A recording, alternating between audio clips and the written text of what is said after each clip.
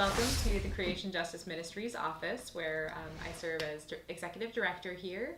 Our organization serves 38 Christian communions or denominations to help them protect, restore, and rightly share God's creation. Our organization's been around since 1983. We started out under the umbrella of the National Council of Churches, and we have a long history of working on environmental justice issues with and among many churches. Every issue that we work on that has to do with the environment, we look at it through an economic and racial justice lens. So one of the main things that we do every year is we release a new Christian education resource on a different topic. This year's resource, the action that we suggest at the congregational level, is to start the practice of regularly acknowledging the indigenous peoples whose land your church is on, through recognizing them on a bulletin insert or on your email signature or verbally during your service. So, as I mentioned, we started in 1983, and there were three precipitating factors that brought our organization together. One was the acid rain crisis. Religious leaders were really worried about what was going on with acid rain, and they felt that there needed to be an organized religious community response to it, and they decided to organize and educate and advocate. They did a lot of media work around raising the profile of that issue. And I like that that was our first issue because, being in my early 30s, I barely know anything about acid rain, and that's because they won on that issue. So that gives me a lot of hope. The second thing that they were responding to had to do with the crisis of rampant consumerism. They were really worried about the consumer culture that they found was starting to infect the churches and people's spirituality, and they felt that there needed to be an organized call to more simple living and understanding both at home, in our churches, and in our public policies, what it would mean to live with the principle of sufficiency and sustainability. The third thing was the pressure that churches started feeling from the mainstream secular environmental movement, where there were a few very leading voices in that movement that were pointing fingers at Christians, saying, you misread the dominion mandate in Genesis, and that is the reason that we're in the mess we're in. In the book of Genesis, there's a part where God says, you shall have dominion over all of the creatures and all of the land and the water, and some people read that as, okay, you can dominate it. Dominion means dominate. Actually, if you look at the Hebrew, it's about having responsibility for all of the land and the creatures. And if you read it that way, it really changes the meaning and what our responsibility is as people of faith to the earth. We all are going to practice our credential. The credentials are important. They need to know that we're not just individuals in a room, but that we have constituencies, that we're connected to a lot of people in different ways. The thing is to share purpose. Why are we here? Explain in your own words, from your own perspective. Why does this issue matter to you, not that you are here in DC? So there are a couple of things that we want from the Bureau of Land Management and from the Department of Interior.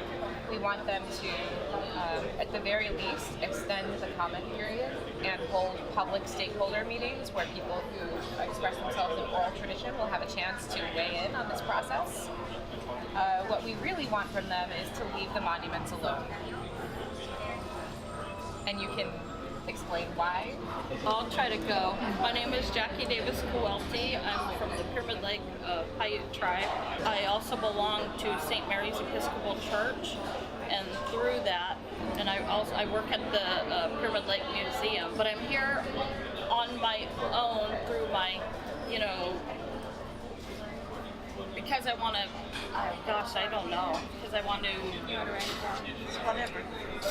Yeah, I don't know, I said it better last night.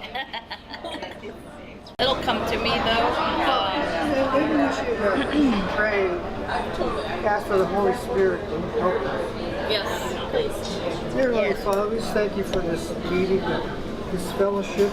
We ask that the words will come to us, that your response, not our response. May the Holy Spirit lead us and guide us. May they advocate into our lives what we should say, what's fundamental, what's important.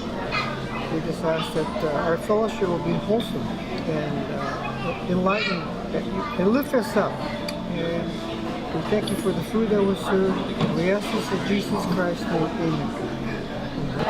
My name is Richard Silversmith. I'm a bivocational pastor in Denver, Colorado. The church is called Christian Indian Center. I represent the Navajo tribe. I visited Bears Ears National Monument last week so I could talk to it, talk about it. So I just introduced myself. My name is Lonnie, and I am from Pyramid Lake, and our people are the Coyote Eaters. I am from Nevada, Pyramid Lake Reservation. As a profession, I advocate for our Native youth, and I'm here today to advocate for the Native youth again by wanting our lands to be protected. I don't know from there. The motto for our Pyramid Lake Museum is Haina Sumakwatu, and that means to never be forgotten. And that's part of why I'm here today, to make sure that we preserve some of our lands, you know, like the Bears Ears Monument, and for the future. So, you know, it's a sacred place, and I'd like for all sacred places to continue to be protected and preserved, so that way our children can see them. But so's the Grand Canyon, and probably there's a good chance that 48% of the people who go to the Grand Canyon don't realize it's a national park. I'm not being funny. No, you're absolutely right. I think it might have been higher than 49. Probably 75% of the people who go across the river to the Frederick Douglass home don't know that's a national park. Yeah, no, but I'm speaking for, I mean, when we start thinking about just needing numbers to support some of these programs more vocally and publicly, I'm in Georgia, and I didn't even realize that the Arabian Mountain National Heritage Area is in jeopardy the way that it is. And I read stuff, and this is my area. So I was just asking, like, are you all intentionally not making this a big splash about it? So we're here at the Department of Interior to meet with the Deputy Director for External and Intergovernmental Affairs, Tim Williams. It's our first time meeting with him, and we're going to introduce the work of the Next 100 Coalition to him. So in a recent poll by New American Media, 93% of voters of color believed it was important for President Trump to continue a commitment to protecting national public lands and the histories that they represent. In that very same poll, 95% of voters of color believed it was important for young people to see their cultures and their histories reflected in national public lands. Numerous polls have found that overwhelming majorities of voters in Western states support preserving and protecting federal lands. The primary purpose of creating the National Monument was to protect the paleontology, the ancient sites, the tribal traditional sites, the herbs, sacred sites. The first leader of the Navajo Nation was born on Bears Ears. His name was Chief Manuelito. He was my grandfather. So that's the reason why we created the National Monument. And my question is, we spent a lifetime working on it. Is it justifiable for the Secretary of Interior to spend 1 hour with the tribe and maybe a month out in San Juan County and make a decision? We're very concerned that his report to President Trump will be to reduce the monument or to rescind the monument. Yeah, Mark, the answer is no. I think most of us agree the answer is no. Thank you for being here. I know that Bears Ears is pretty special in terms of just the landscape around it, and also the business landscape. But I would encourage you to think about opportunities that would create media coverage of them. Because if they're not going to listen to you, other people will. And when you get that awareness out to people, not just within your community or around your community, but outside, and all of these people here in this room can share that information on your events, that it's eventually, they're not going to be able to ignore it. They may be able to ignore it right now, but I feel that if we create more events that are positive experiences about how people benefit from our protected public lands, it's going to be harder to ignore that, especially from this administration. We are trying to overcome busyness or apathy or competing priorities. There are so many things to pay attention to that sometimes it is easy to forget our original job that God gave us to till and keep the earth. It's the original human job description. So when we talk about water issues, it's not just about saving water at home, it's also about thinking about how we rightly share God's creation. How do we share the water with each other?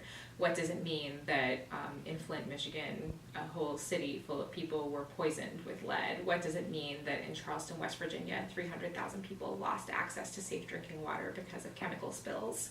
What does it mean to love your neighbor when your neighbor doesn't have the most basic thing that we need for life? Water is life. What does it mean that we failed as a country to protect the drinking water of the Sioux people and all of the people that live downstream in the Missouri River? These are some of the questions that we raise when we look at a certain issue. I'm not asking people to make the environment their main priority.